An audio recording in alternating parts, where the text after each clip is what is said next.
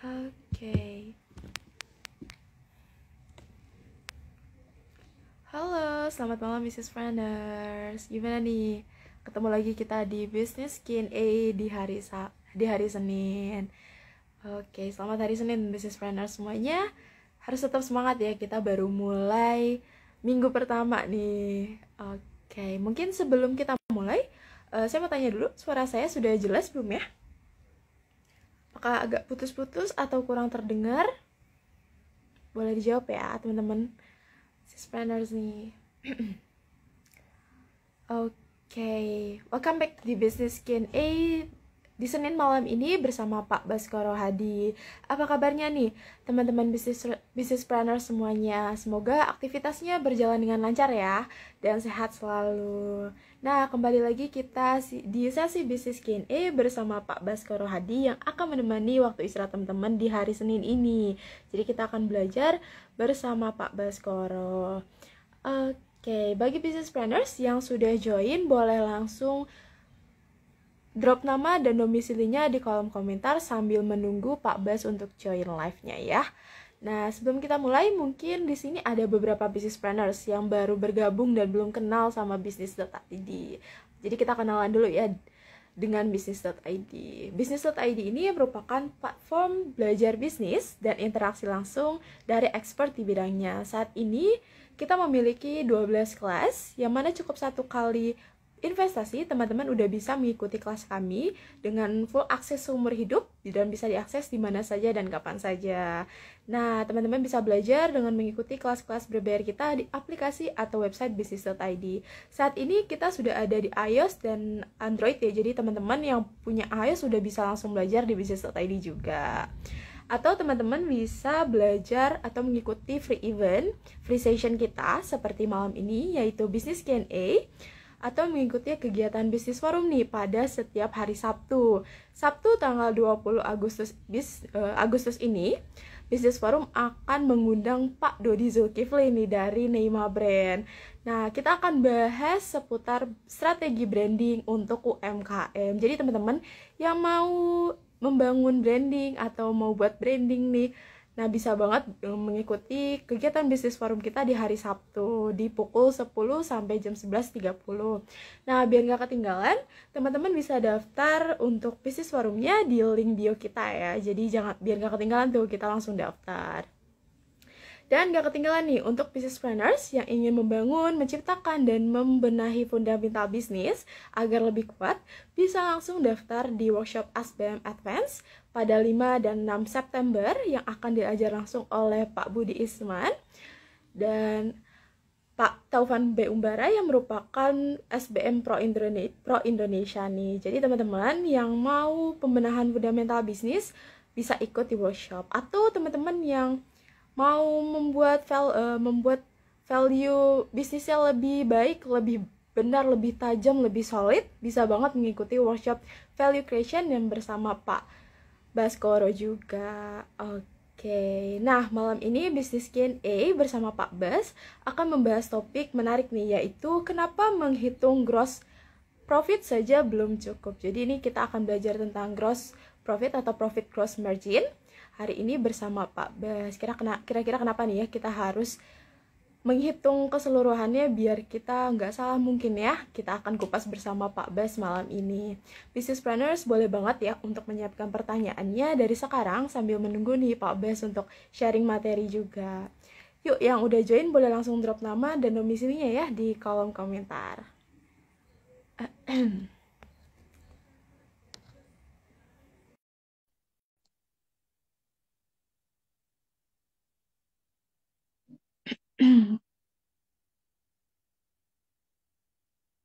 Waalaikumsalam, ada Kak Rizky dari Tasik ya. Halo Kak. Yuk kita absen dulu sebelum Pak Basnya join nih di Business Q&A malam ini.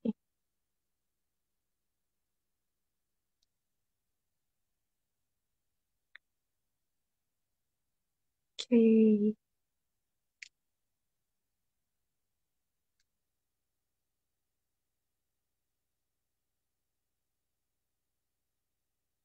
Yuk langsung drop nama dan domisilinya ya di kolom komentar. Jadi kita absen nih, biar Pak Bas juga lihat nih dari teman-teman dari mana aja.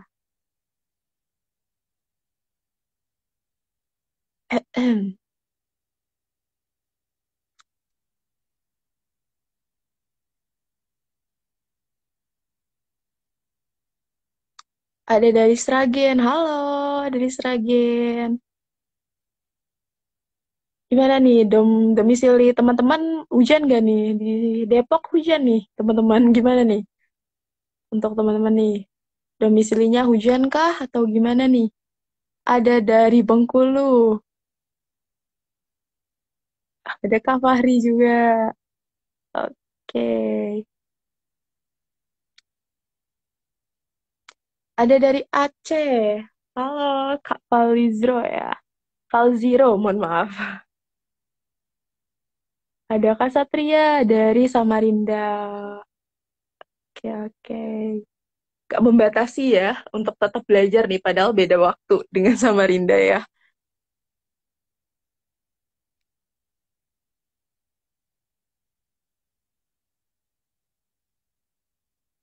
Ada dari Bandung. Wah, tadi siang sudah hujan. Nah, di sini baru hujan nih. Jangan-jangan awannya baru sampai di Depok ya. Oke, oke. Yuk yang lainnya boleh langsung drop nama dan domisili ya. Sambil menunggu Pak Bas nih.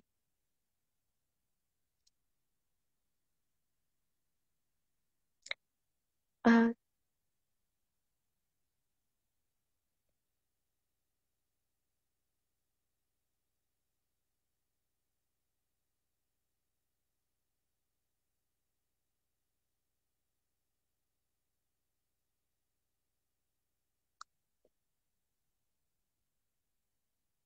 oke, yuk sambil menunggu Pak Bas nih. Oke, sudah join ya Pak Bas. Mungkin boleh mengirimkan undangan Pak untuk join di live-nya. Oke, sudah.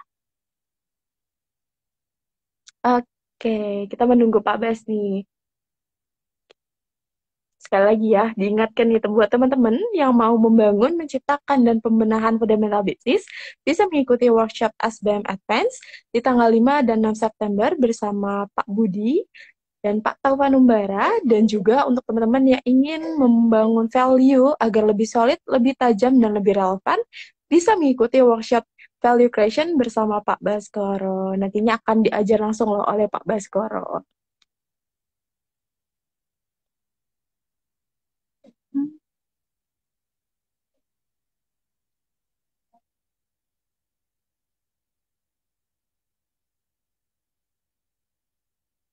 Oke, sebentar ya teman-teman.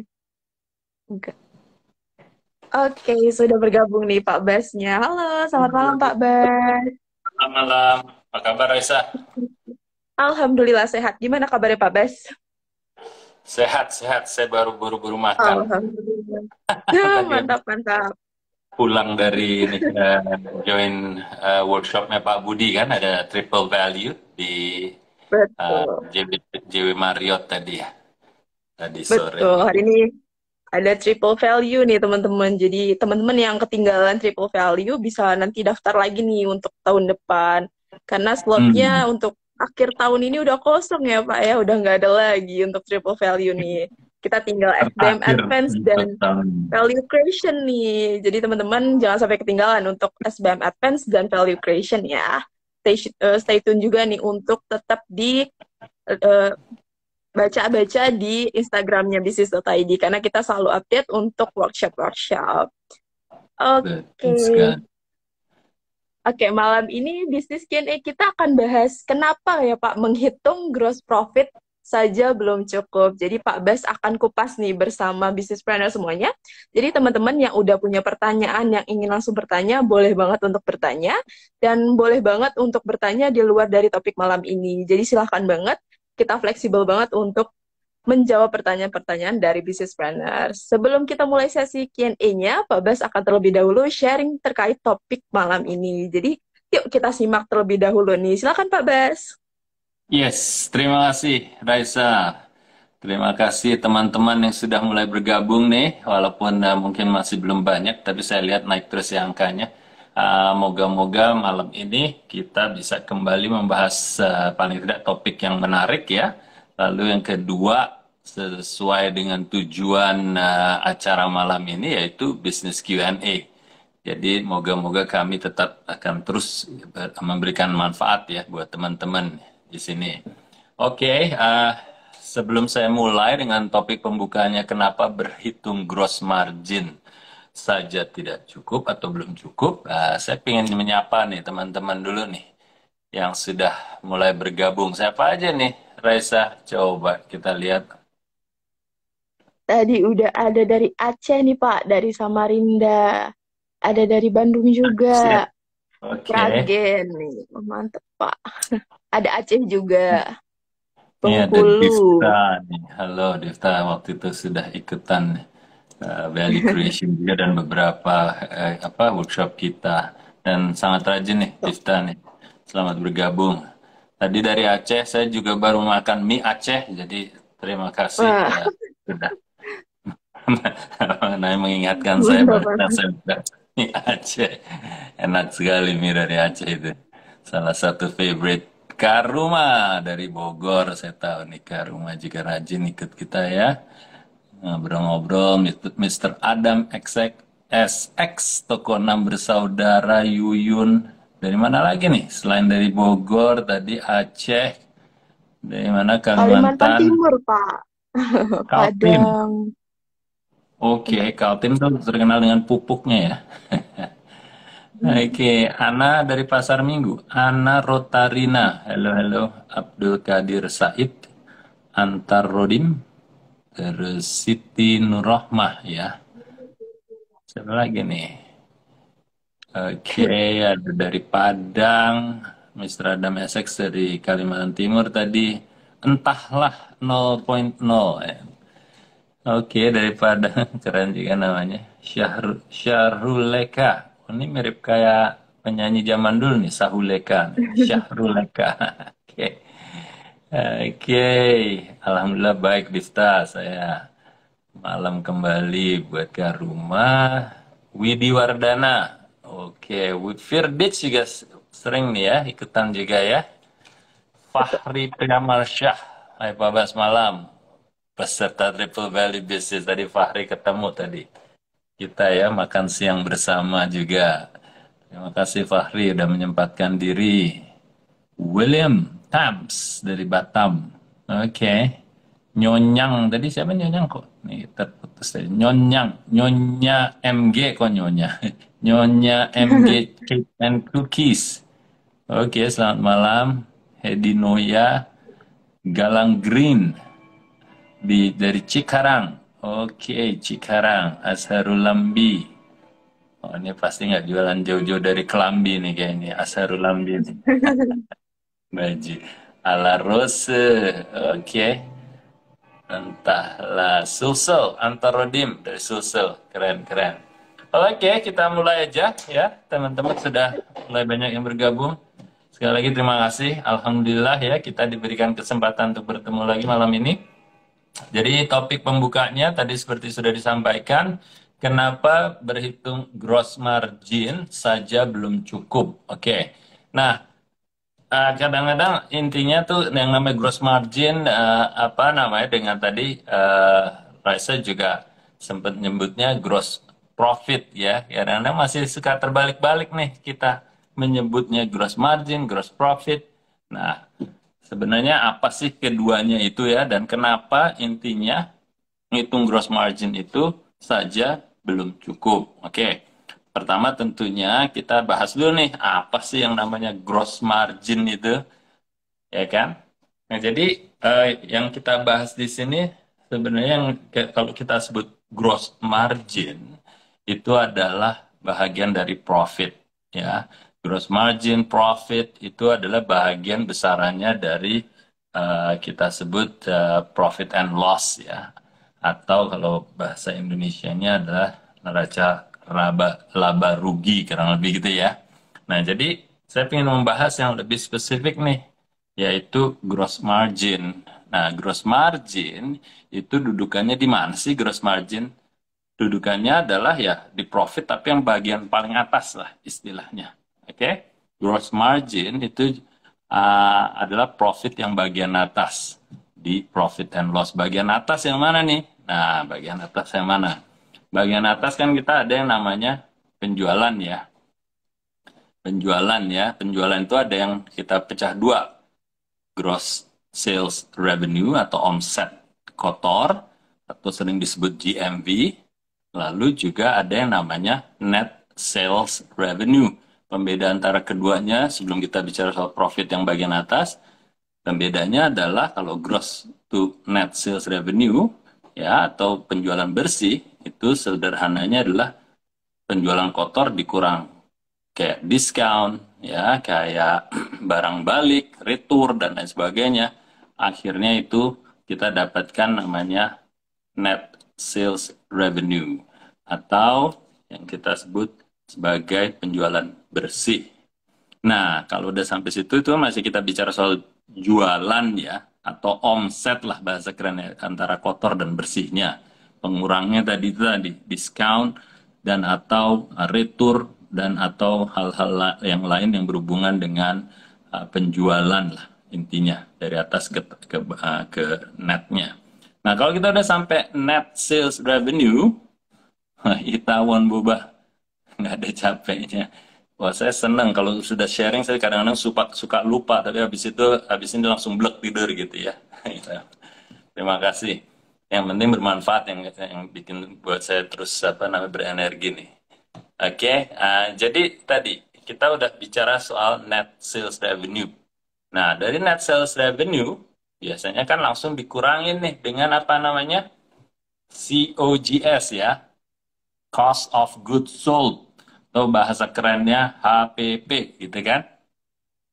Nah, kalau kita sudah menurunkan atau mengurangi COGS atau HPP dari net sales revenue atau omset bersih, kita dapatin yang namanya gross profit.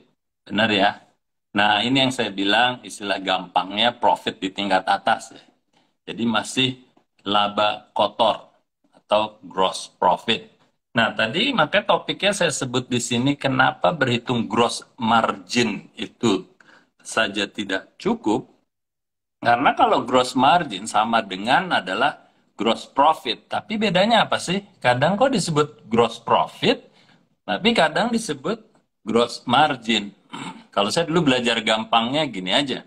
Pokoknya ada kalau istilahnya margin itu selalu unitnya adalah persentase. Ya, jadi kalau teman-teman dengar margin itu sebenarnya persentasenya atau rasionya. Jadi kalau saya nyebut di sini gross margin itu adalah profit yang berbau-bau persentase atau rasio. Ya, nanti saya akan kasih contoh lebih gamblangnya. Tapi kalau kita bicara dengan gross profit, berarti adalah nilai uangnya, absolutnya. Oke? Nah, ini sama keduanya, hanya perhitungannya berbeda. Yang satu, yaitu gross profit adalah absolut nilai uangnya. Jadi kalau dibilang gross profit berapa? Berapa rupiah, gitu ya. Tapi kalau kita nanya gross profit yang sifatnya persentase, gross marginnya berapa sih? Oh, 10%. Oh, 15%. Nah, itu gross margin dari profit yang kita dapat. Masih keduanya adalah laba kotor di atas. Oke? Moga-moga sampai situ udah paham dulu. Nah, lanjutannya adalah kalau saya ingin ngasih contoh konkretnya nih ya. Seandainya kita punya biaya revenue-nya, bukan biaya. Revenue-nya adalah 100 tadi ya, 100 rupiah anggap aja biar gampang ya. 100 rupiah, indeksnya 100. Terus kita punya HPP berapa? Anggap aja 20 lah. Ya, HPP-nya 20. Sehingga 100 kurang 20 dapatlah kita yang namanya gross profit. Oke, gross profit-nya adalah 80. Benar ya, 100 kurang 20 sederhananya. Jadi, gross profit atau laba kotor adalah 80. Nah, kalau kita bicara gross marginnya berapa? Gross marginnya berapa? Berarti 80/100. Karena ingat, gross margin itu adalah profit dalam bentuk persentase. Atau persisnya Oke. profit kotor dalam bentuk persentase. Oke? Jadi, kalau jangan salah ya, mulai dari sekarang. Gross profitnya 80, gross marginnya 80%. Oke? Nah, sekarang apa namanya, kita tanyakan diri kita sendiri ya. Kenapa kok ada yang namanya gross profit? Kenapa kok ada yang namanya gross margin? Ya, kita sering dengar kalau sekarang udah paham perbedaan keduanya. Kadang kita kan bilang, oh ini produk gross marginnya tebel gitu ya, atau untungnya tebel. Tapi ingat, ini kembali untung masih di tingkat atas ya. Kita belum bicara turunannya sampai net profit, dan itu saya nggak akan bahas malam ini. Ya, jadi kadang-kadang kita bilang kan, oh gross marginnya tebel nih, 80%. Itu alias 80 per setiap 100 harga yang kita jual. Itu kita dapat untung 80-nya. Nah, itu kalau kita sudah paham, berarti kan kebanyakan orang ingin ya sewajarnya sebagai manusia ya, kita ingin selalu mendapatkan profit yang sebesar-besarnya alias gross margin yang setinggi-tingginya alias persentasenya yang setinggi-tingginya. Ya. Nah, kembali lagi ke topik saya, kenapa kok kita kalau menghitung gross margin saja tidak cukup? Karena gross margin itu adalah persatuan unit. Ya, maksudnya apa? Persatuan unit. Karena kalau kita ngitung margin, ya persatuan unit yang kita jual. Jadi kalau saya jual, seumpamanya saya jualan cangkir, ini kebenaran cangkir anak saya, ini jadi apa namanya? Harganya 100, saya bilang gross margin saya 80% itu per satu unit kan. Benar ya? Oke. Nah, per satu unit. Nah, tapi kalau kita bilang gross profit, berarti harus ada pengalinya yang namanya jumlah unit yang kita jual. Alias, saya bisa bilang, saya punya gross profit yang ini 80 rupiah. Kali saya jualannya berapa? Umpamanya 1000 gitu ya. Saya jual gross margin 80%, jualannya bisa 1000. Oke, tinggi sekali kan. Dan saya dapat berarti gross profitnya 80.000. Nah, oleh karenanya, gross profit itu pembedanya adalah tidak hanya itu absolut, tapi pengalinya ada. Berapa sih jualannya? Dengan harga yang 100 itu, oh saya bisa jual 1000 pieces. Oke, kalau itu obvious atau nyata. Nah, sekarang kan kita suka dalam bisnis kita jualan kan tidak hanya satu varian kan, atau satu produk. Bisa jadi saya juga jualan yang namanya cangkir gelas ini. Oke, cangkir gelas ini anggap aja saya jual 100 lah, biar nggak susah hitungnya. Ya, tapi di sini saya HPP-nya bisa jadi lebih rendah seumpamanya. HPP-nya lebih rendah. Ya, jadi bukan 20 tapi HPP-nya cuma 10. Oke. Nah, kalau seperti itu kan gross profit-nya 90, gross margin-nya 90%. Benar ya?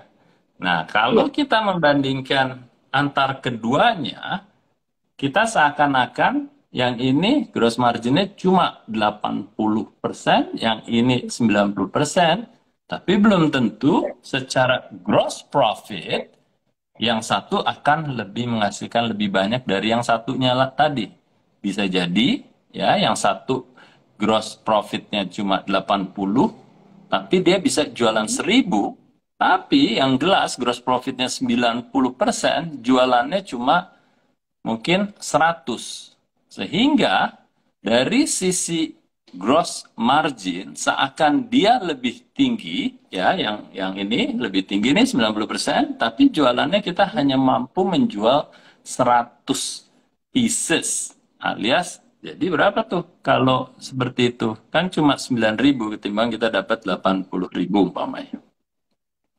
Ya, jadi makanya kembali berhitung gross margin. Kadang-kadang kita sudah puas, oh gue jualan ada dua produk, yang satu 80%, yang satu 90% gross marginnya, tapi ternyata setelah dikalikan dengan jumlah jualan kita, jumlah piecesnya, gross profitnya berbeda jauh, gitu ya, berbeda jauh. Oleh karena itu poin yang sering-sering saya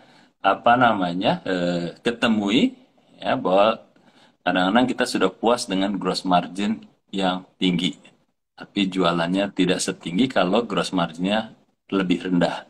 Tuh, jadi itu salah satu poinnya. Yang kedua, kadang-kadang banyak yang bertanya, jadi mana nih yang lebih penting, gross profit atau gross margin? Oke, yang lebih penting adalah kita hitung dulu gross marginnya dulu nih. Lalu baru Hmm, yang kedua kita hitung kemampuan kita menjual gross margin tingkat itu dengan volume yang kita bisa dapatkan. Oke, karena ingat kalau harga jual itu berarti kita kan bisa punya kewenangan atau fleksibilitas menjual harga yang berbeda-beda. Ya, jadi bisa jadi HPP-nya yang satu lebih murah, bisa jadi pun harganya bisa kita atur sedemikian rupa sehingga volume yang kita dapetin bisa kita atur atau kita estimasikan. Oke. Mungkin salah satu poin lagi yang ingin saya sampaikan, kadang-kadang kalau kita bagi teman-teman yang orientasinya IPO atau mencari investor, karena kita bertanya gitu ya, kalau investor ngelihatnya yang mana sih dari antara kedua itu? Nah, di antara kedua itu dua-duanya yang dilihat. Ya, jadi pertama ditanya, gross margin berapa? 80%. Oke, gross profitnya berapa? Gitu kan. Jadi again, dari sisi investor pun melihatnya gross profit itu juga dihitung, diperhatikan.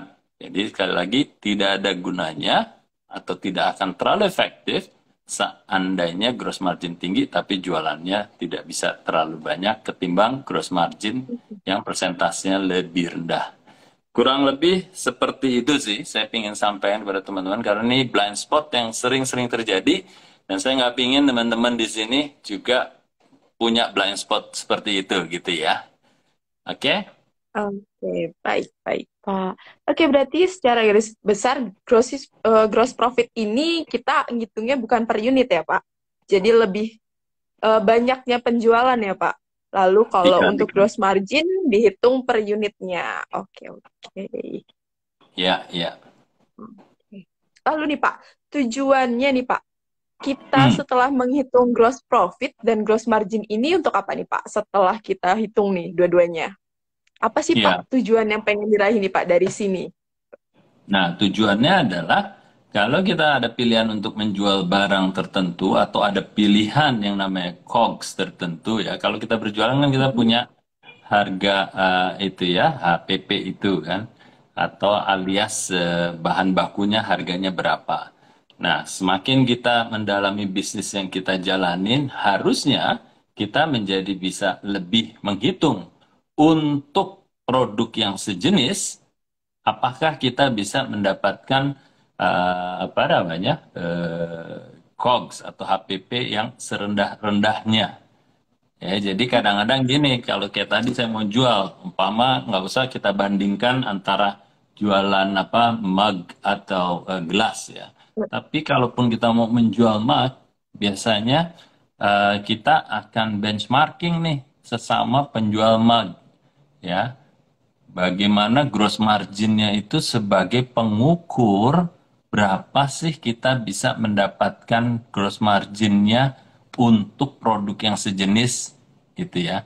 Nah itu yang Oke. kalau kita sering berbicara, kalau saya sama Raisa sama-sama jual, saya pengen sebisa mungkin mendapatkan gross margin COGS yang serendah-rendahnya sehingga harga saya bisa sama tapi saya lebih untung daripada Raisa gitu. Ya, jadi itu salah satu fungsi utama untuk kita benchmarking atau kita untuk bersaing dalam hal mencari HPP yang serendah-rendahnya, sehingga saya, walaupun harga jualnya sama dengan Raisa, saya bisa jauh lebih profitable. Itu salah satu Oke. resep bagaimana sebuah bisnis bisa mengoptimalisasi profitability-nya. Itu, makanya itu Oke, penghitungnya di marginnya. Oke? oke, oke, baik. Lalu bagaimana nih Pak mendapatkan HPP-nya nih Pak setelah kita menghitung dari gross profit dan gross margin-nya nih Pak? Kan kita Oke. tujuannya adalah serendah-rendahnya ya Pak. Lalu gimana nih Pak kita perhitungan HPP-nya setelah kita menghitung gross profit-nya dan margin-nya nih? Ya, jadi kalau kita apa namanya mencari HPP itu kan ya itu cost of goods sold ya. Cost of goods sold itu kan komponennya macam-macam ya, dari jumlah bahan baku ya, dari jumlah bahan baku ya, kembali sebisa mungkin sedikit mungkin gitu ya. Dan juga kalaupun dengan bahan baku yang sama, kita harus punya benchmarking dengan yang lain bahwa kita sebisa mungkin sama atau lebih baik lagi kalau lebih rendah. Jadi selalu kayak gitu, umpama ya, kalau saya kasih contoh di jualan susu gitu, jualan susu.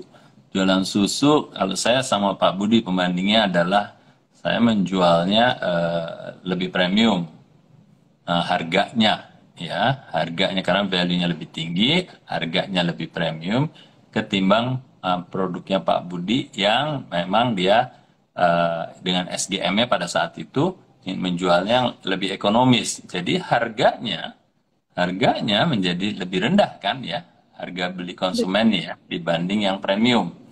Nah, berarti tekanannya adalah buat Pak Budi ya, dengan SGM-nya dia harus mencari COGS-nya yang serendah mungkin, bahkan lebih rendah sebisa mungkin daripada produk-produk yang premium. Sehingga walaupun gross margin-nya lebih rendah daripada gross margin produk-produk premium, tapi dengan harga jual yang lebih rendah, dia bisa menjual volumenya jauh lebih besar. Gitu. Oke. Nah, makanya kalau kita mulai masuk ke industri yang atau kategori yang sangat-sangat kompetitif, betapa pentingnya kita harus punya cost management yang sangat baik. Ya, cost managementnya mulai dari mana? Ya, mulai utamanya cost yang terbesar di bisnis kita apa sih? Ya, bahan baku. Nah, bahan baku berarti kita harus benar-benar berusaha sehingga bahan baku kita bisa kita kontrol harganya serendah-rendahnya gitu. Oke, oke. Berarti untuk fit market juga sangat mempengaruhi ya Pak. Lalu kategorinya juga termasuk ya Pak untuk penglihatan dari gross profit dan juga marginnya ya Pak. Betul, Oke, berarti betul memang. sekali. Oke, ini dari business planner sih Pak. Udah ada yang tanya nih Pak. Di Ya, Vedani, kalau untuk rumus HPP perusahaan jasa apa saja ya Pak? Nih, untuk rumus HPP perusahaan jasa. oke. Rumus HPP. Sebenarnya Pak, saya pengen lebih membahasnya bukan rumus ya, tapi sebenarnya apa yang masuk ke komponen HPP. Oke. Nah, ini yang selalu saya sampaikan kepada teman-teman. Saya ingin teman-teman memahaminya dengan apa namanya istilahnya COGS ya, karena itu lebih berarti ketimbang kita nyebutnya HPP. Bukan yang saya pro bahasa asing atau apa, tapi dalam disiplin bisnis bahasa asingnya lebih merefleksikan apa yang disebut COGS ketimbang HPP. COGS itu adalah cost of goods sold. Apa sih yang masuk ke dalam cost of goods sold? Yang masuk kepada cost of goods sold atau kembali istilahnya HPP itu adalah hal-hal yang berhubungan langsung dengan penjualan produk atau jasanya. Ya, Oke. jadi saya ulangin lagi. HPP atau cost of goods sold adalah semua biaya, semua expense yang berhubungan langsung dengan penjualan produk dan jasa itu. Ya, yang langsung maksudnya apa? Yang langsung adalah semua biaya yang sudah bisa kita kumpulkan dan cukup untuk bisa jualan. Artinya apa? Ya, Mama kita jualan apa? Kita jualan kue. Jadi semua cost yang berhubungan dengan membuat itu sampai bentuknya kue, itu masuk COGS. Ya, telurnya, tepungnya, terus juga biaya tenaga kerjanya yang untuk apa namanya, untuk mencetak, untuk sampai dengan memanggangnya, itu kan direct cost semua. Mhm. Itu masuknya HPP. Sampai dengan kebutuhan mendasar untuk jualan itu apa? Mungkin kita perlu boxnya, ya, primary packaging namanya. Jadi packaging yang primer itu masuk COGS semua. Pokoknya semua cost yang cukup akhirnya barang itu bisa kita jual. Nah, cost yang di luar itu, umpamanya nih, wah Raisa punya bisnis cake, saya sudah bisa, sebenarnya udah bisa jualan itu, tapi saya mau nambahin pita di situ, di Oke. kemasannya. Kira-kira pitanya itu masuk ke COGS atau tidak? Termasuk Pita itu Cox, Pak. masuk ke apa namanya COGS atau tidak? Termasuk ke Cox Masuk. juga karena kan itu termasuk kemasan ya. Direct. Oke. Itu debatable atau bisa di apa namanya di debat ya. Sebenarnya tanpa pita itu sebenarnya saya udah bisa jual kan, benar nggak sih? Betul, Jadi Pak. pita itu sebagai pemanis gitu. Atau saya bilang oke, udah dapat tadi udah ada apa kemasan yang primer kan, tapi saya mau jualnya dibungkus kado. Bungkus kadonya masuk COGS tidak? Termasuk. Oke. Tapi sebenarnya saya tanpa menjual menjual tanpa pita dan kertas kado kan sebenarnya udah bisa dijual. Betul. Nah, sehingga itu sebenarnya bukan direct cost. Ya, jadi Hmm. itu tidak masuk ke dalam direct cost harusnya. Itu menjadi bagian dari promosi. Jadi biaya Hmm. promosi itu di bawah lagi, bukan bukan sampai dengan gross margin. Ya, jadi mungkin itu yang lebih penting adalah pemahamannya apa saja sih yang masuk di COGS atau yang disebut dengan HPP ya dalam bahasa Indonesia. Karena saya bilang tadi kenapa kok kita perlu memahaminya dalam bahasa asing itu COGS karena itu jauh lebih reflektif. Ketimbang kita nyebutnya Hmm. harga pokok penjualan, padahal itu bukan harga, itu kan biaya kan, atau cost kan, cost of goods sold. Ya, jadi sama dengan pemahaman itu mau kita punya produk atau mau itu kita punya jasa, ya apapun yang berhubungan dengan direct cost sehingga produk atau jasa kita sudah bisa dijual itu masuknya ke COGS. Selebihnya itu ya bukan. Bisa jadi itu biaya marketing atau biaya promosi atau biaya penjualan atau biaya distribusi itu nggak masuk di situ. Oke, moga-moga Oke. itu jelas ya. Berarti untuk pita dan kertas kado ini bisa ditekan ya Pak sebenarnya untuk mengurangi dari koknya ya Pak atau HPP-nya ini. Oke. Betul, betul. Berarti pemilihan bahan baku untuk produksi pun bisa mempengaruhi cost juga ya Pak agar Jelas bisa sekali. ditekan terus rendah-rendahnya. Oke, oke.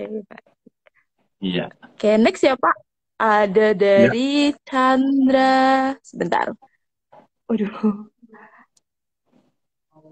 agak ke scroll nih. Dari Chandra Alela. Pak, idealnya margin itu untuk produk retail berapa persen? Pas. Gross marginnya ya. Iya Pak. Ya, itu Idealnya berapa? apa namanya tidak ada jawaban yang absolut. Jadi biasanya kita benchmarking ya. Contoh gross margin untuk susu premium itu tentunya akan lebih tinggi daripada gross marginnya susu yang untuk ekonomis ya. Oke. Jadi itu aja sudah beda sesama susu gitu ya. Nah, bisa dibayangkan dalam susu premium pun ya di kategori itu juga tentu ada rentang gross marginnya ya. Tapi apapun itu besarannya, tentunya harus diingat bahwa gross margin itu adalah masih laba kotor di atas kan ya, gross margin atau gross profit itu kan masih laba kotor di atas. Ingat kita harus tetap punya cost line-nya atau expense ya, operational expense ya. Operational expense itu ya itu tadi yang saya bilang di luar COGS kan banyak ya. Di bawah itu operational expense mulai daripada kalau kita punya toko adalah sewa toko, terus juga membayar gaji karyawan, terus juga membayar listrik, membayar facilities, terus juga membayar atau menginvestasikan biaya promosi, biaya marketing, dan seterusnya dan seterusnya. Jadi pastikan ya gross marginnya itu masih cukup tebal sehingga kalau nanti dikurangkan operational expenses tadi itu di bawahnya net profitnya ya atau operating profitnya apapun nyebutnya terserah ya di bawahnya ini cukup masih ada gitu loh ya di bawah tuh bisa jadi 10-15% di bawahnya berarti kalau 10-15% di bawah berarti gross margin kita sudah pasti harus di atasnya 10-15% untuk bayar operating expense seperti itu perhitungan umumnya. Jadi absolutnya berapa di atas atau gross marginnya tepatnya berapa? Ya bervariasi, bervariasi ya. Oke. Oke, baik. Semoga bisa membantu ya, Kak Chandrani. Next, tadi udah ada dari Kak Anna Ratu Pestri nih, Pak. Berapa persen harga jual yang ideal dibanding COGS? Mungkin lebih ke perbandingan ya, Pak, antara harga jual dengan COGS-nya. Perbandingannya sekali lagi tidak ada rumusannya. Yang penting kita biasanya kalau saya dulu berinovasi atau berkreasi untuk menciptakan satu produk baru, mau itu produk dari sisi variannya atau produk yang mirip-mirip, hanya formatnya beda, saya punya targeted gross margin. Jadi saya sudah harus ada tuh gross marginnya berapa yang mau saya targetin. Apakah 60% kah? Apakah 50% kah di gross marginnya? Ya, nah nanti biasanya kalau kita sudah ada targeted gross margin, biasanya saya habis itu bekerja sama dengan tim manufacturingnya atau bagian productionnya. Jadi mereka akan menghitung, oke, saya punya targeted gross margin sekian, dan saya mau kasih harga jual sekian, alias umpama sebagai contoh, saya mau jual harganya 100, saya mau targetin gross marginnya berapa? 50. Berarti COGS-nya nggak boleh lebih dari 50. Gitu. Jadi nanti biasanya tim internal, mau itu tim produksi, mau itu tim research and development, dia akan berusaha mencari formula ya yang tidak lebih dari 50% dari harga beli konsumen bersihnya gitu ya. Nah, jadi biasanya seperti itu tantangannya kalau kita mau menciptakan atau membuat produk baru gitu ya atau jasa sekalipun sama. Oh, Ari Kusumawardana dari Bandung. Selamat bergabung, Ari. Halo, oke. Semoga bisa membantu jawabannya nih dari Pak Bas. Oke, Iya. next ada Pak Elut. Elut 007 nih. Pak Bas izin bertanya, kalau gaji karyawan ini masuknya di COGS apa termasuk OPEX? OPEX ya. OBEX. Ya. Oke, OBEX. Elut 007, namanya yang berbeda nih. Ada dua nih namanya nih. Elut, Pak. Elut 007, Pak. Elut 007. Wah, Elut James Bond. Ya, Elut. Gaji masuk ke OPEX atau masuk ke COGS? Nah, harus dipilah nih. Gaji yang berhubungan langsung dengan pembuatan produk itu, alias umpama kita punya pabrik, ya, pabrik apapun itu yang berhubungan dengan produksi barang itu, artinya karyawan-karyawan yang berhubungan langsung dengan pembuatan produk itu di pabrik, itu adalah direct cost. Jadi gajinya mereka itu masuk ke direct cost-nya itu alias masuknya ke COGS. Tapi kalau Elut 007 sebagai manajer, ya sebagai karyawan yang tidak berhubungan langsung dengan produksi dari produk atau jasa tersebut secara langsung ya, itu masuknya ke OPEX. Oke? Oke. Jadi ingat aja, direct cost, semua direct cost atau cost yang langsung berhubungan dengan pembuatan produk atau jasa itu masuknya ke COGS. Gitu ya. Oke. Kalau tidak langsung, artinya kayak manajernya, kayak orang salesnya, kayak orang marketingnya, kayak orang IT-nya, kayak orang human resource-nya, kayak orang apalagi semuanya. Pokoknya selain yang karyawan pabrik langsung produksi, dia di OPEX. Oke? Oke. Tadi Kak Elut 007 udah komen nih Pak untuk gaji karyawan produksi. Berarti masuknya langsung ke COGS ya Pak? Ya, Karena dia direct cost. berhubungan langsung. Oke, Betul oke. sekali, Anda. Ada, oke lanjut Pak. Dari Fahri underscore Pri Asmara. Pak Bas, saya masih belum bisa membedakan antara COGS dengan COGM. Bisa dijelaskan nggak nih Pak? Untuk Saya juga nggak COGS tahu dan tuh COGM itu COGM. apa tuh COGM. Iya nih, baru dengar. Mungkin Coba boleh COGM dibantu dipanjangin dulu nih. apa maksudnya tuh? Mungkin boleh dijelasin nih Kak Fahri, COGM apa nih? Biar Pak Bas mungkin sedikit dijelasin. Ini Fakri ini Oke, sambil pertanyaan menunggu. canggih-canggih nih dari kemarin nih. Kalau nggak kita selesaikan Oh, besok kan kita masih ketemu. Apa tuh oke, COGM Fakri? sambil menunggu Kak Fahri, mungkin kita ambil dari Kak TF Taasmi. Tips untuk menekan COGS untuk bahan baku yang fluktuatif, Pak Bas. Gimana nih, Pak? Oke, fluktuatif. Jadi mungkin saya tahu Difta kan urusannya dengan daging-dagingan ya, import dan import fluktuasinya mungkin tidak terlalu di harga absolutnya, tapi di exchange rate kan ya, di exchange rate kan. Nah, jadi gini, Difta, pengalaman saya juga seperti waktu itu saya di Fonterra gitu ya, bahan bakunya itu kan susunya pun dari New Zealand, ya dari Selandia Baru. Nah, jadi harganya fluktuasi karena dua hal itu tadi, harganya sendiri bisa naik turun, lalu juga bisa jadi nilai tukar rupiah terhadap US dollars atau apa namanya currency yang digunakan lah, bisa jadi waktu itu New Zealand dollars atau US dollar itu juga fluktuatif. Intinya rupiahnya lah yang fluktuatif. Jadi kalau itu yang terjadi, pengalaman saya bagian finance atau kalau ada bagian treasury-nya itu yang akan mengelola yang namanya hedging. Ya, jadi waktu saya di Fonterra itu harus hedge itu ya, dari mata uangnya kita sudah hedge dan juga kita bisa mencoba ngelock order kita nggak hanya bulanan tapi bisa jadi mainannya setahunan walaupun delivery-nya itu berdasarkan kebutuhan kita. Jadi kasarnya adalah Difta, mungkin kebutuhannya mungkin 1.000 ton daging gitu kan, Div. Mungkin dari Australia, umumnya kan daging itu dari Australia atau New Zealand ya, atau dari Amerika gitu ya. Nah bisa aja kita hedging dari sisi mata uangnya, lalu juga kita bisa hedge dalam artian kita ngelok pembelian kontrak 1 tahun, walaupun nanti deliverynya per bulan. Itu salah satu cara. Ya, salah satu cara bagaimana kita mengontrol atau memitigasi fluktuasi dari harga bahan baku kita.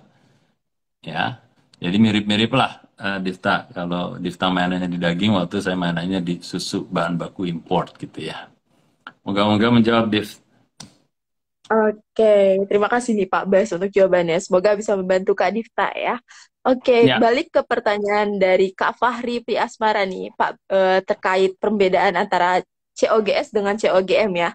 COGM ini hmm. ternyata cost of goods manufacture nih Pak. Gimana perbedaannya Pak antara COGS dengan COGM?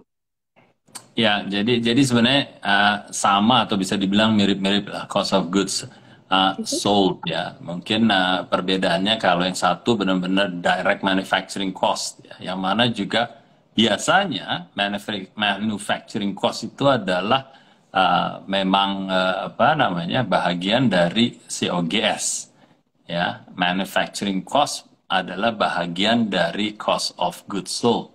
Jadi dikala kita membedakan seandainya produk kita adalah maklun ya atau diproduksi oleh orang lain, bisa jadi bahan bakunya kita yang beli, yang memproduksi orang lain. Itu sering terjadi. Jadi kembali lagi di pengalaman saya paling tidak, kadang-kadang yang beli bahan baku kita nih, ya cost of goods-nya bahan baku kita yang beli, tapi ada yang nyampurin buat kita menjadi finished good pihak ketiga. Nah, itu ada cost of manufacturing-nya. Jadi, kalau pemahaman saya ya, Fakhri, cost of manufacturing adalah bahagian dari total cost of goods sold. Gitu. Oke, Ya. baik. Semoga bisa membantu ya jawaban Pak Bas nih untuk Fahri. Oke, ada Kabai Rindang nih.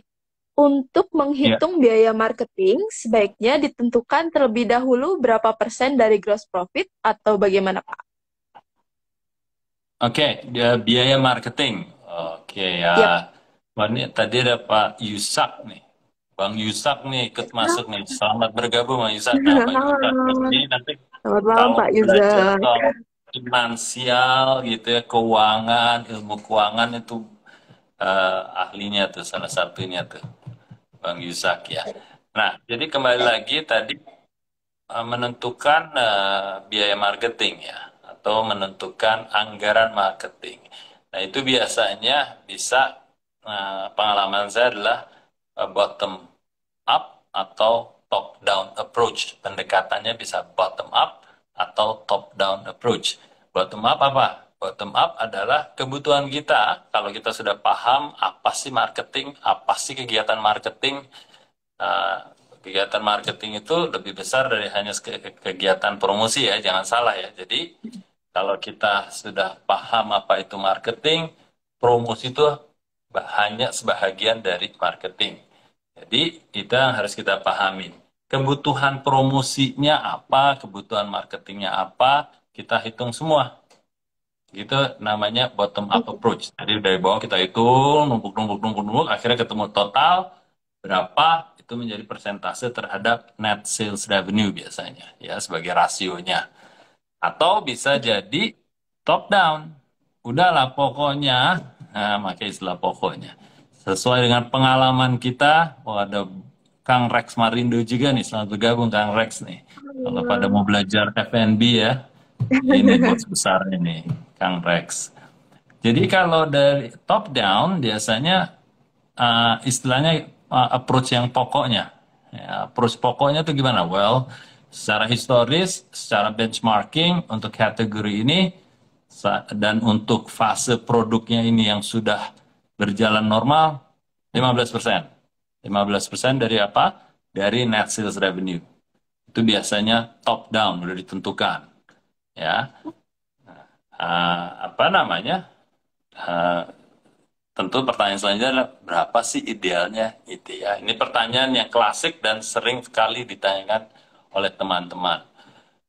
Kalau kembali lagi, apa namanya, tergantung dari fase produk itu ya, apakah itu produk itu baru diluncurkan ataukah produk itu sudah stabil di pasar. Yang pertama, yang kedua adalah competitive set-nya atau competitive environment-nya. Situasi kompetisinya seperti apa? Ya, apakah kita istilahnya kalau berteriak sekali atau dua kali sudah cukup, atau kalau sudah kompetitif yang besar, ya ada 100 orang yang teriak bersama-sama, berarti kita juga harus membutuhkan tenaga atau suara yang lebih besar sehingga investasinya jauh lebih tinggi. Nah, jadi ini paling tidak dua hal yang menentukan besarannya yang ideal itu berapa. Gitu ya. Oke. Nah, tentunya kalau dilihat saya bisa kasih apa namanya gambaran sewaktu saya di consumer goods ya, produk-produk kemasan, mau itu susu, mau itu minuman ringan, minuman untuk orang dewasa, biasanya range-nya itu bisa jadi 10 sampai, saya pernah sampai 24%, 25% dari net sales. Tapi kalau umpama dia online saja, pengalaman saya ngelihat itu antara 2,5 sampai 5% lah umumnya. Masalah itu cukup apa tidak, kembali lagi harus diukur terhadap competitive set dan kebutuhannya. Oke? Oke, terima kasih Pak Bas nih untuk jawabannya. Semoga bisa membantu Kak Rindang ya. Oke, next ada dari Nyonya MG Cake and Cookies nih Pak. Kalau kita punya produk dengan pasar yang besar dan kompetitif, lebih baik kuantitasnya lebih banyak, tapi up dengan harga murah kah? Sorry, yang terakhir terputus suaranya Raisa. Oh, lebih baik kuantitasnya lebih banyak dengan harga murah atau bagaimana Pak? Oh, itu pertanyaan sebenarnya akibat dari apa yang kita pilih ya. Gini, maksudnya apa Ah, sih? Jadi kalau kita melihat pasar dalam kita berbisnis yang kita selalu pelajari ya di SBM ya, kita kan harus bermula dari sebenarnya apa sih problem yang ingin kita pecahkan ya. Terus atau needs, kebutuhan yang ingin kita penuhi, sederhana kan gitu. Terus siapa sih yang punya masalah itu? Dan problem itu solusinya mau kita berikan seperti apa sih? Nah, kalau kita sudah lihat paling tidak di tiga pertanyaan itu, akhirnya kita punya apa namanya gambaran. Oh, untuk masalah ini targetnya ada yang premium, ada yang ekonomi dan seterusnya. Nah, itu menjadi pilihan kita. Setelah kita hitung-hitung tentunya potensi pasarnya secara sederhananya aja lah. Itu kan bisa. Oh, saya mau apa namanya masuknya di pasar premium atau di pasar yang massal ya atau mass product gitu ya. Itu dua-duanya pasti akan ada pasarnya. Nah, sekarang kembalinya selama kita tahu potensinya berapa di masing-masing pasar itu, akhirnya kita bisa berhitung. Dari situ, berhitung itu akhirnya kita bisa putuskan ya, sederhananya kita mau masuk di pasar mana. Ya, kalau seperti tadi saya kasih contoh antara SGM dengan produknya White yang premium, SGM memilih untuk masuk pasar di massal. Ciri-cirinya produk massal itu adalah harganya relatif lebih rendah dari premium tentunya, tapi akan mengejar volume yang jauh lebih besar ketimbang pemain-pemain di pasar premium. Jadi kembalinya adalah pilihan dari masing-masing pebisnis. oke, baik. Berarti memang itu adalah hasil dari keputusan ya Pak? Oke. Benar. Setelah dihitung-hitung Nah, ya. oke, lanjut ya Pak. Ada dari Ya. Kak Erigom underscore. Izin mau tanya, berapa persentase keuntungan yang kita jual dari COGS? Berapa persentasenya? Oke, jadi mungkin kembali ya. Maaf dengan siapa tadi, Raisa? Saya nggak dapat namanya. Erigom, Pak. Erigom. Erigum. Erigum. Erigom. Ya. Eri. Eri. Eri. Eri. Oke, Eri. Terima kasih pertanyaannya. Jadi kalau tadi seperti saya jelaskan di awal, ya, yang namanya persentase itu atau rasio itu adalah terhadap net sales revenue. Ya, jadi gross margin itu adalah profit kotor atau laba kotor, sampai campur-campur bahasanya itu ya. Gross profit atau laba kotor terhadap harga jual bersih atau net sales revenue alias omset yang sudah bersih dipotong dari diskon dan lain sebagainya. Ya, jadi bukan terhadap COGS. Ya, gross margin itu bukan terhadap COGS. Ya, gross margin itu adalah terhadap profit terhadap net sales revenue. Nah, berapa Oke. itu tadi? Tadi itu udah ditanya ya di awal ya, berapa sih idealnya? Gitu ya. Jadi tadi udah terjawab. Moga-moga sudah jelas ya, Harry Gum. Oke, thank you Kak Erigum nih udah tanya. Lanjut ada dari Kak Elo007 lagi nih Pak. Pak Bas, tips Ya. marketing di era sekarang dong nih. Saya jualan di online dan marketplace. Ketika riset pasar, kalau ditanya tentang brand, kebanyakan orang jawab beli di online tapi lupa nama brandnya nih Pak. Bagaimana nih Pak tips marketingnya? Tips marketingnya, oke. Ini dua hal yang mungkin dua hal yang apa namanya berdiri sendiri. Ya. Istilahnya yang satu kita bicara soal brand, yang satu kita bicara soal marketing strategi, ya kan? Nah, tapi sebelumnya saya selalu bicara soal value creation ya. Value creation itu awalnya dari situ dulu nih, Alut. Ya, sebelum saya bisa ngasih tips marketing ya, karena teman-teman di sini harus pahami dulu sebenarnya konsumen itu beli apa sih? Ya, beli apa? Beli value. Nah, kita beli value kan intinya ya. Konsumen itu membeli value loh ya. Itu kalau mau tahu kenapa ya, belajarlah value creation ya.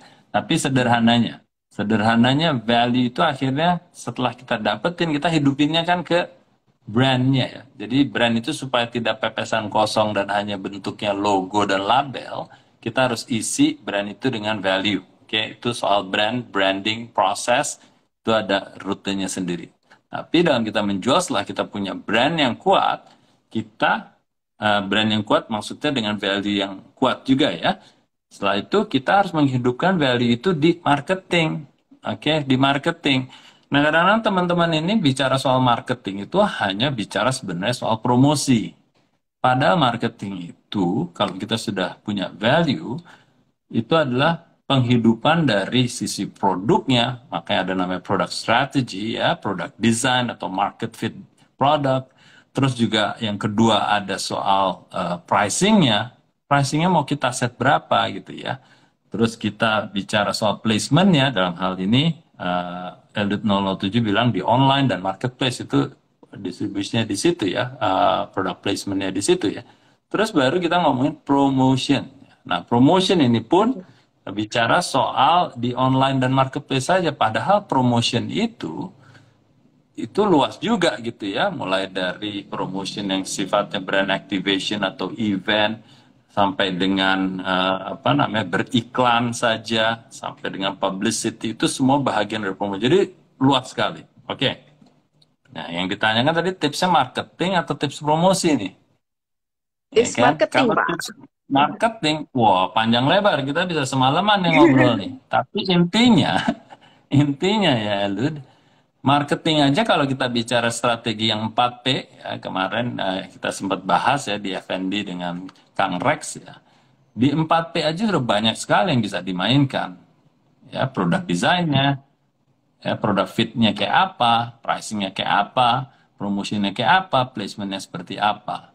Nah, itu harus dimainkan semua. Kalau saya sebagai pebisnis atau yang pernah jalanin bisnis dan menggunakan kekuatan marketing, ada 4 itu paling tidak yang bisa dimainkan. Padahal ada yang sekarang bisa 7P, 8P, dan seterusnya. Tapi saya minta paling nggak Elut belajar lah, pahamin marketing yang mendasar strateginya di 4P dulu aja. Dan perhatikan untuk produk-produk yang dimiliki oleh Elut ini bisa memainkannya apa saja nih di 4P itu saja dulu. Gitu ya. Oke. Baik, semoga bisa membantu nih jawaban Pak Bas nih terkait tips Yap. marketingnya nih untuk Pak Elun. Oke, next kita ada dari Kak Umar.evi17. Mungkin agak menyimpang dari topik ya Pak. Terkait Oke. kapan waktu yang tepat atau faktor yang menentukan untuk menambah cabang usaha baru Pak. Oke, bisnisnya apa, cabangnya bentuknya apa ya? Nah, Mungkin belum bisa dijelaskan ditambahkan. nih. Oke, sambil menunggu mungkin boleh sedikit dijabarkan dulu nih Pak faktornya yang Ya. menentukan nih Pak. Jadi, nah itu apa namanya tergantung ya. Jadi untuk nambah cabang baru nih, cabang apanya nih gitu ya. Karena gini, pengalaman saya, umpama saya bicara dengan teman-teman yang punya apa namanya produk yang dimanufacture sendiri gitu ya. Istilah pembukaan cabang apa sih gitu ya? Apakah pembukaan cabang dalam artian menambah titik penjualan atau menambah titik distribusi atau apa gitu kan? Ya, contohnya kayak seperti tadi, kalau kita punya bisnis manufacturing, sebenarnya kalau kita mau merambah ke ekspansi geografi ya, bukan market development ya, ekspansi geografi aja lah biar nggak terlalu rumit pembahasannya ya.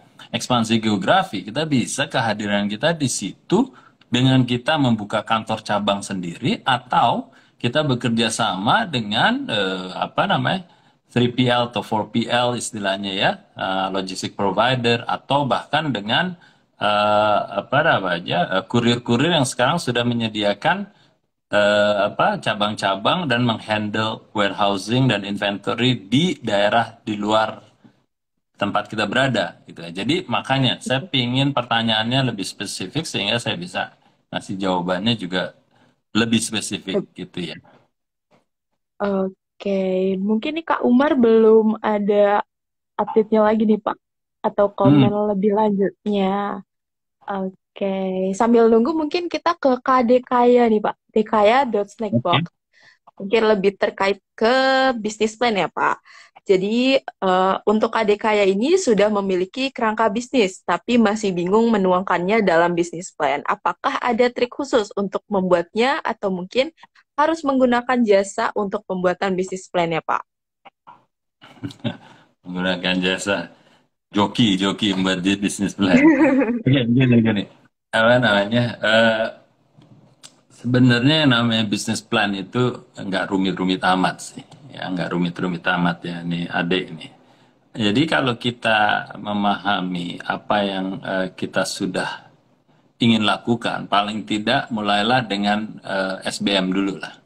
Nah, SBM itu paling tidak akan menjawab sebenarnya uh, peta dari bisnis kita ya. Secara keseluruhan kita mau ngapain sih di bisnis kita ya, mulai dari apa penciptaan produknya sampai dengan apa operational profitability-nya alias bagaimana kita beroperasinya ya, mirip-mirip kayak apa namanya bisnis model yang yang ingin kita lakukan. Nah, jadi kalau itu sudah ada, nah itu nanti diterjemahkan kepada apa namanya metric-metrics. Ya, metrics-metrics apa? Metrics-metrics ya, yang paling gampang aja lah.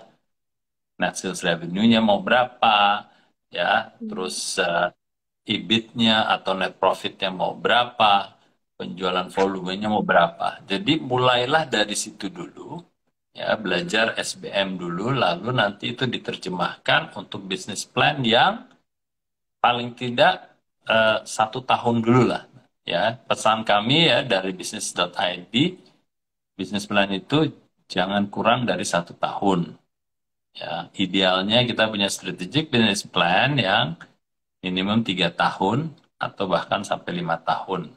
Sehingga perencanaan itu akan lebih memudahkan kita dalam hal seumpamanya ya, saya nggak tahu seberapa besarnya nih bisnisnya deh. Kalau kita butuh manufacturing facility, apakah kita mau beli, apakah kita mau bangun sendiri, atau kita maklun ke orang, itu kan jangka waktu persiapannya nggak bisa bulanan gitu ya. Oleh karena minimum harus 1 tahun, bahkan kalau punya strategi plan minimum 3 tahun akan terbantukan kita ya. Jadi mengenai kerangkanya sudah ada, tolong itu apa namanya diturunkan ke bentuk target tadi itu dulu aja, net sales revenue, net profit ya, volume atau unit yang mau dijual atau pieces yang mau dijual dari tahun ke tahun itu berapa. Sebenarnya mulailah dari situ dulu. Nah, kami memang apa dalam pendampingan bisnis kami memang outputnya adalah apa namanya business plan ya, annual business plan dan strategic business plan. Itu yang kami lakukan sebagai bagian dari pendampingan kami ya. Tapi mulailah dari situ dulu lah ya, adik. Oke, baik. Mungkin nih Kak Dekaya bisa banget mengikuti SBM untuk menjawab 12 pertanyaan fundamental bisnis dari kerangkanya nih. Jadi nanti bisa dibuat ke target lalu dibuatkan ke bisnis plan. Jadi bisa dijabarkan secara lebih spesifik ke bisnis plan dari SBM-nya. Oke, Pak Bas, kita sudah sampai di penghujung sesi bisnis Q&A malam ini. Oke, terima kasih banyak Pak Bas atas insight yang diberikan dan sudah menjawab banyak banget pertanyaan nih Pak. Hari ini kita dapat banyak pertanyaan yang luar biasa, bagus-bagus nih ya Pak. Malam ini Bagus banget hebat-hebat nih pertanyaannya. bisnis planners-nya. Ya, saya senang sekali ya Raisa Oke, ya. Kualitas pertanyaannya semakin bagus dan juga yang saya betul. happy juga akhirnya menjawab ke lebih banyak teman-teman yang mungkin punya pertanyaan yang sama. Jadi sekali lagi terima Betul. kasih ya telah bergabung dan menyimak kami di setiap hari Senin dan Rabu untuk bisnis Q&A. Dan ya pantengin terus saya bisnis ID, bahkan di setiap Sabtu Betul. ya Reza ya, kita suka ada Betul. kedatangan tamu-tamu yang juga para expert di bidangnya ya. Thank you Betul. Raisa, thank you teman-teman yang Iya, lain. terima Sampai ketemu kasih lagi banyak ya. Pak Bas. Terima kasih kembali. Terima kasih udah menyempatkan waktunya ya. Dan gak ketinggalan nih teman-teman, business planner semuanya. Kita akan ada bisnis forum di tanggal 20 Agustus bersama Pak Dodi Zulkifli nih dari Naima Brand yang udah pasti teman-teman kenal pastinya ya untuk branding. Kita akan bahas strategi branding untuk UMKM bersama Pak Dodi. Dan juga ada workshop value creation nih. Jadi teman-teman yang mau membangun value dan menciptakan value yang lebih solid, lebih relevan, dan lebih tajam, bisa mengikuti workshop value creation bersama Pak Basti. Jadi jangan sampai ketinggalan untuk langsung daftar. Dan pastinya teman-teman bisa juga menciptakan fundamental bisnis yang kuat bersama Pak Budi di tanggal 5 dan 6 September di workshop SBM Advance. Untuk pendaftaran dan info lebih lanjut bisa klik link di bio untuk tanya-tanya ya sama saya nih. Jadi terima kasih banyak Business Planner sudah join di Business Q&A malam ini. Semoga insight-nya dari Pak Bas bisa dipraktekkan dan dimanfaatkan dengan baik ya. Terima kasih sekali lagi Pak Bas atas insight-nya. Terima kasih Business Planner, selamat malam. Selamat Thank you, thank you. beristirahat. Selamat Terima kasih Pak malam. Bas, selamat malam. Thank you. Malam-malam. Oke. Oke, terima kasih Business Planner sudah join di Business Q&A malam ini. Jangan sampai ketinggalan untuk mengikuti Business Forum di hari Sabtu tanggal 20 Agustus bersama Pak Dodi Zulkifli yang akan bahas seputar strategi branding untuk UMKM. Dan gak ketinggalan, kita ada 2 workshop yang akan hadir atau dilaksanakan di bulan September, yaitu workshop SBM Advance dan Value Creation. Jadi teman-teman yang mau menciptakan bisnis yang lebih kuat, lalu membangun fundamental bisnis yang lebih kuat, bisa mengikuti workshop SBM Advance, atau teman-teman yang mau menciptakan value lebih relevan, lebih tajam, dan akurat, bisa bersama Pak Bas di workshop Value Creation. Untuk tanya-tanya atau pendaftaran dan info lebih lanjut, bisa langsung klik link di bio ya. Terima kasih Business Planner sudah join di Business Q&A malam ini. Sampai jumpa di Business Q&A selanjutnya ya. Selamat malam semuanya, selamat beristirahat.